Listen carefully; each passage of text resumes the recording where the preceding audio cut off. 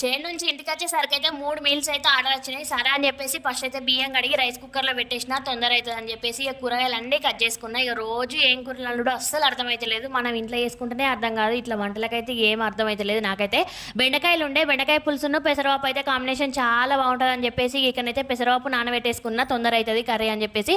ఇక పప్పకైతే ఇక్కడ పోపేసిన, ఇక్కడ బెండకాయ కూడా పోపేసిన. బెండకాయ పులుసు అండి, కొత్త చింతకాయల చారు, చాలా బాగుంటుంది టేస్ట్ కూడా.